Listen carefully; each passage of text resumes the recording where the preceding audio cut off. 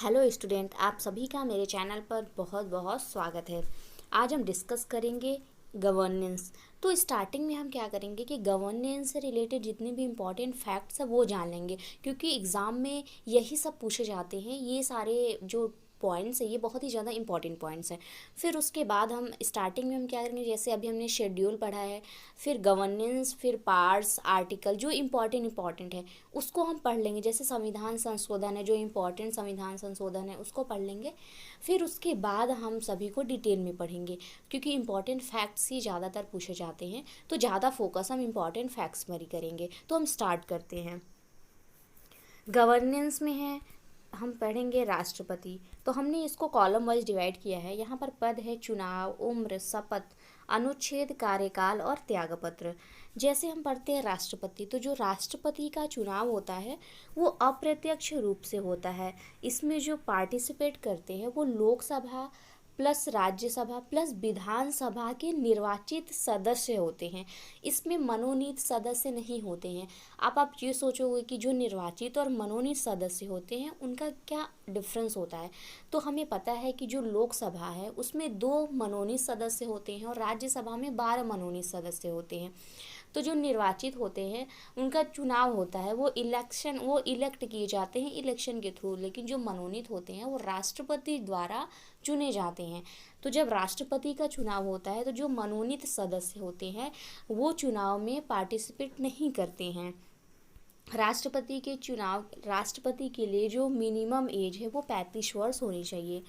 राष्ट्रपति को जो शपथ है वो मुख्य न्यायाधीश दिलाता है।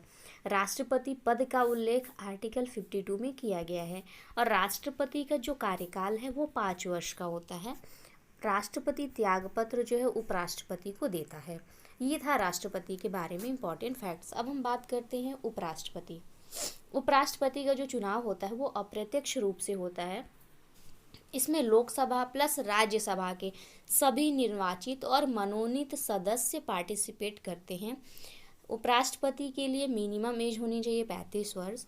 उपराष्ट्रपति को शपथ राष्ट्रपति दिलाता है और उपराष्ट्रपति का उल्लेख अनुच्छेद 63 में किया गया है। इसका कार्यकाल 5 वर्ष का होता है और उपराष्ट्रपति त्यागपत्र राष्ट्रपति को देता है।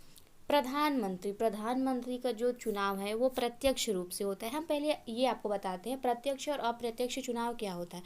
अप्रत्यक्ष चुनाव वो होता है जो जनता द्वारा नहीं चुना जाता है और प्रत्यक्ष चुनाव होता है जो जनता द्वारा चुना जाता है।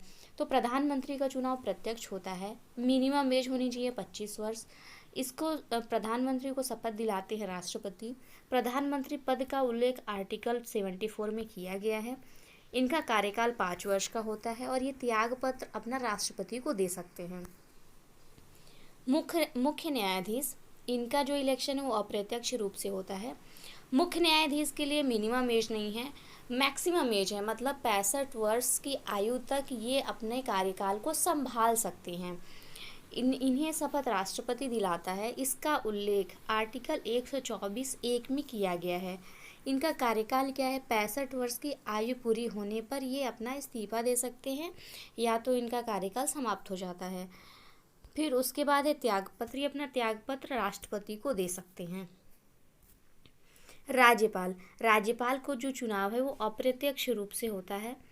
प्रत्यक्ष रूप से राष्ट्रपति चुनता है, मतलब राज्यपालों को राष्ट्रपति उन राज्यों के राज्य जो मुख्यमंत्री होते हैं उनसे डिस्कस करके राष्ट्रपति राज्यपाल को चुनता है। शपथ हाई कोर्ट का मुख्य न्यायाधीश दिलाता है। इसके लिए उम्र जो न्यूनतम आयु है वो 35 वर्ष होनी चाहिए। राज्यपाल पद का उल्लेख अनुच्छेद 153 में मिलता है। राज्यपाल अपना त्यागपत्र राष्ट्रपति को देते हैं और जो इनका कार्यकाल है वह 5 वर्ष का होता है। या तो जो राज्यपाल है वो राष्ट्रपति के प्रसाद पर्यंत तक बने रहते हैं, मतलब अगर जब तक राष्ट्रपति चाहेगा तब तक वह राज्यपाल रहेगा। फिर है लोकसभा अध्यक्ष या तो लोकसभा सदस्य ही हम इसको देखते हैं। लोकसभा सदस्यों के बहुमत द्वारा जो लोकसभा का अध्यक्ष और उपाध्यक्ष है दोनों लोकसभा के सदस्यों द्वारा ही चुने जाते हैं। और जो शपथ है, इनको शपथ प्रोटेम स्पीकर दिलाता है। अब प्रोटेम स्पीकर कौन होते हैं? जो लोकसभा के सदस्य होते हैं, जो कि बहुत ज़्यादा समय या तो लोकसभा के सदस्य हो, या तो हम कहते हैं कि बहुत वरिष्ठ नेता हो जो लोकसभा का, उसे प्रोटेम स्पीकर चुना जाता है। लोकसभा के लिए जो मिनिमम आयु है 25 वर्ष है, और उस उपाध्यक्ष के लिए भी मिनिमम आयु 25 वर्ष है। लोकसभा आर्टिकल 81 में है कि लोकसभा होना चाहिए भारत में, और आर्टिकल 80 में, अनुच्छेद 80 में है राज्यसभा का प्रावधान है, और 79 में संसद का प्रावधान है। लोकसभा का जो अध्यक्ष है वो अपना त्यागपत्र उपाध्यक्ष को देता है, और जो लोकसभा का उपाध्यक्ष है वो अपना त्यागपत्र अध्यक्ष को देता है। फिर है कार्यकाल। लोकसभा के अध्यक्ष और उपाध्यक्ष दोनों का कार्यकाल 5 वर्ष का होता है। फिर हम आते हैं मुख्यमंत्री पे। मुख्यमंत्री का चुनाव प्रत्यक्ष होता है। शपथ राज्यपाल दिलाते हैं, और इनकी जो मिनिमम एज है वो 25 वर्ष है। इसका जो उल्लेख है वो अनुच्छेद 163 में किया गया है। और जो मुख्यमंत्री है वो अपना त्यागपत्र राज्यपाल को दे सकते हैं, और इनका कार्यकाल 5 वर्ष का होता है। विधानसभा के सदस्य और विधान परिषद के सदस्य। विधानसभा के जो सदस्य होते हैं उनका प्रत्यक्ष चुनाव होता है, जो जनता करती है, और इनका जो शपथ है वो, और जो विधान परिषद के सदस्य हैं उनका जो शपथ होता है वो प्रोटेम स्पीकर ही दिलाते हैं, उस राज्य के प्रोटेम स्पीकर दिलाते हैं।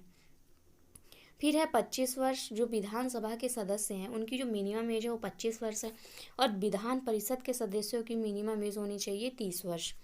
विधानसभा का जिक्र है अनुच्छेद 170 में, और विधान परिषद बनाने का जिक्र है अनुच्छेद 169 में। फिर हम बात करते हैं, जो विधानसभा के सदस्य का कार्यकाल 5 वर्ष का होता है, विधान परिषद के सदस्यों का कार्यकाल 6 वर्ष का होता है।